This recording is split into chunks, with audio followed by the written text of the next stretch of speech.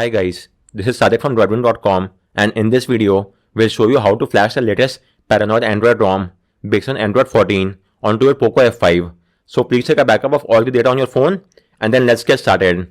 First off, you will have to get hold of Android SDK platform tools. So get it from my guide and extract them onto your PC. You could extract them anywhere you want. In my case, I've done the extraction in C drive, and these are the files of platform tools.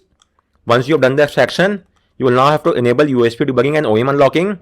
USB debugging is required for ADB commands, whereas OEM unlocking is required to unlock the bootloader on your phone. So let's now carry out both this task. For that, go to the settings menu. From settings menu, go to about phone and tap on MIUI version 7 times. You will get a prompt that you are now a developer. So go back and go to additional settings and you should now see developer option. So go there and enable the toggle next to OEM unlocking as well as USB debugging. You will now get a warning sign on your phone. Checkmark I am aware of all the risk and wait for 10 seconds. Once that time frame has elapsed, just tap on OK, and with this debugging is now enabled. So let's verify the same. You might get an RC key prompt as well. In that case, tap on OK, and let's now verify the debugging connection.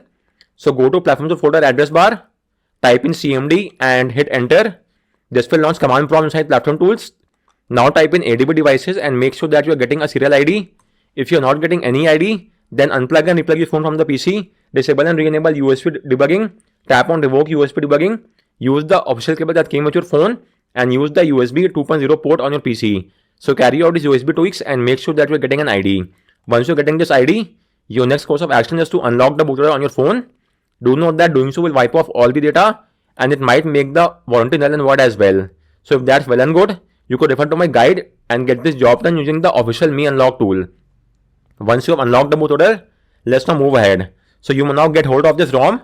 For the unaware, this ROM does not require any recovery. We could easily flash it using the Fastboot method itself. So for that, go to this link, the ROM link, and only download the Fastboot ROM. There's no need for the recovery ROM at the time of recording. The Android 14 beta 1 is the latest build. So go there and download the Fastboot option and it will download the Fastboot ROM. Once you have got the Fastboot ROM, you will also have to download the latest firmware correspond to your region. So go to this link and from here you may download the firmware which correspond to your region. And once you have got the firmware as well, you will also have to download the flashing kit of this ROM. So go to this link and get hold of the flashing kit.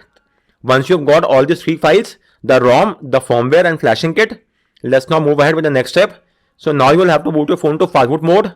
For that, open CMD window and type in ADB, reboot bootloader and hit enter. And your phone should now reboot into Fastboot mode in a matter of few seconds. So let's just wait for that to happen and then we'll move ahead. So let's just wait, and as you could see, it's now in the Fastboot mode. So type in Fastboot devices and hit enter and make sure that you are getting a serial ID. If you are not getting any ID, then you will have to install Fastboot drivers. I have made a separate guide and a video on the same. You could refer to my guide and get this job done. Once you have installed the drivers, let's now move ahead. So first and foremost, you will have to extract the flashing kit. So let me show you. This is the flashing kit which you have downloaded. Extract it and you will get all these files over here. Let me show you. These are the files of flashing kit. So once you have done the extraction, let's now move ahead. So now you will have to transfer the ROM file inside this flashing kit folder. So let's do that as well. So this is the flashing kit and this is the ROM file. This is the ROM file, the Fastboot ROM file. Make sure it's the Fastboot version. You will see an image keyword at the end which signifies it's the Fastboot ROM. So copy the ROM file from here and paste it inside the extracted flashing kit folder. So let's paste it here. It will take a few seconds. Once that is done, you will now have to rename the ROM file to aospa.zip. So let's do that as well. So rename it to aospa. Do not rename it to anything else. You will have to rename it to aospa because it's the same name which is given inside the flashing file as well. So I will show you that as well. So let's first do the rename and now let's proceed ahead. So once you have done the rename of the ROM file, let's now move ahead with the next step. So now you will have to transfer the firmware file to this folder as well. So let's transfer the firmware zip file inside the extracted flashing kit as well. Likewise, you will have to rename the file to firmware and the entire names become firmware.zip.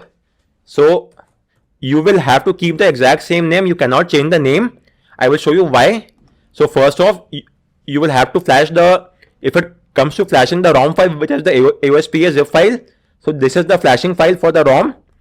And as you could see, if you open the file using Notepad++, it requires the exact same file name aospa.zip. So if there is any other file name, it will show you an error of aospa.zip not found. Therefore, you will have to keep the file name exactly as aospa.zip as you could see over here. Likewise, if you open the flashing file for the firmware, let me show you that as well. So with this, as you could see, the firmware file name is firmware.zip. If it's named something else, it will show an error that firmware zip not found. So that is why we have named it to firmware.zip. So make sure to name them, and both the files should be there inside the extracted flashing kit folder. Once that is done, let's now get started with the flashing. First and foremost, you will have to install the drivers if you haven't done so. So in our case, we are getting both the ADB devices as well as the Fastboot devices command and serial ID. So the drivers are already installed.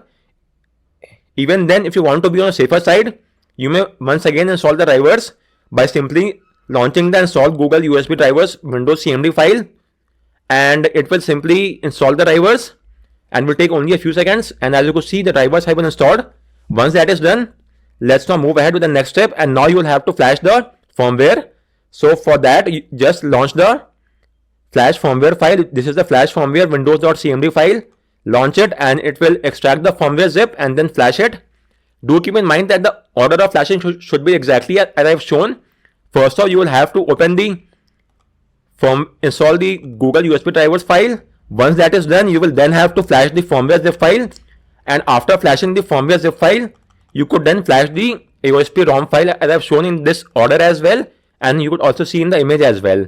So make sure to follow the exact same order, one after the other. So as of now, we are flashing the firmware file. And as you can see, the flashing of firmware has been done successfully. So let's hit enter and close this window. And now we could now flash the ROM file. So just double click to launch the flash AOSPA file. So it should be somewhere here itself. So this is the flash AOSPA Windows CMD file. Double click to launch it. And it will now start flashing the ROM file. And the ROM flashing will take up to around 8 to 10 minutes. So let's just wait for that to happen. So guys, the flashing is now complete. And during flashing, your phone will then boot to the Fastboot D mode. And it will now stay in this mode. This is completely normal. So let's now move ahead with the next step. Now you will have to boot your phone to the recovery. So for that, type in Fastboot reboot recovery. So let's get that job done as well. So simply paste this command here and your phone will now reboot to the Fastboot. Your phone will now reboot to the recovery mode from the Fastboot D mode. And as you could see, we are now inside the AOSP recovery. So from here, your first course of action is to do a format data. This will wipe off all the data from your phone. So use the volume key to highlight wipe data factory reset and press the power key to confirm. Again, use the volume key to highlight format data factory reset and press the power key to confirm. And with this, your phone will undergo a data wipe. Once that is done, you will get a data wipe complete message. Once done, you will now select the reboot system now option and your phone will now reboot to the newly flashed OS. Do keep in mind that the first boot up will take up some additional time frame. This is completely normal and nothing to worry about. From the subsequent time, that will not be the case. And as you could see, this is the new boot animation of the ROM. So this signifies that the flashing is now done successfully. And let's now just wait for the ROM to boot up. So guys, now we are inside the setup screen. So let me quickly go through the setup process and I will skip the initial setup and take you to the OS. If you want, you may restore all the data right now itself. Take you to the OS. This will take only a few more seconds. And with this, we are now inside the Paranoid Android ROM based on Android 14 onto your Poco F5, and this is the app drawer and it has a few apps pre-installed such as Link to Windows. I don't know what sense does it make to have this app pre-installed, and this is a bloatware and a system app, so you will have to use the ADB command to uninstall this app. This is the package name and you may use the ADB command from my guide to uninstall this app from your phone. Apart from that, there is an abstract app for wallpaper. Then these are the two pre-installed apps. Let's now go through its settings menu, and as you could see, it has quite a few Google apps as well pre-installed. It does not come with the core G apps. Instead, it seems to come with the basic G apps because we have the Google Drive, Google Maps, YouTube. All these apps are pre-installed as well. So it has quite a few Google apps, which might only be the case with the basic Google app packages, or rather the full Google apps packages. Anyways, moving on, you will get a few tweaks over here in the wallpaper and style section. This is the same which you get in the Pixel UI. For instance, these are the lock screen clocks that you could choose from any one of them. So let me show you this. If I choose this one, and as you could see, the same is there. So if you want to see the small clock is shown at the top left because we have a notification. Once you remove all the notification, the clock will be right there in the center. Apart from that, you may change the color as well from theme. By default, it will automatically pick the most dominant color from the wallpaper, but you may change the theme as well from here, as you could see.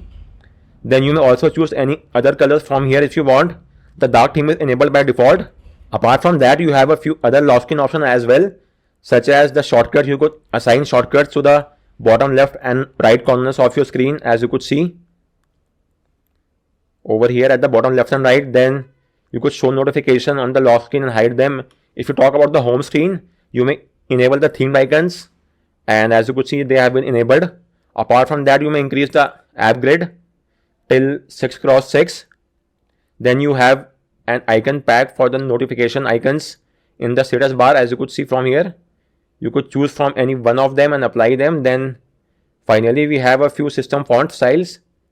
There are a couple of font styles that you could apply over here, and that's just about it. So as opposed to Evolution X or C Android ROM, you are not going to get quite a lot of customizations. It just have the basic Pixel UI with just the basic Pixel features and nothing as such.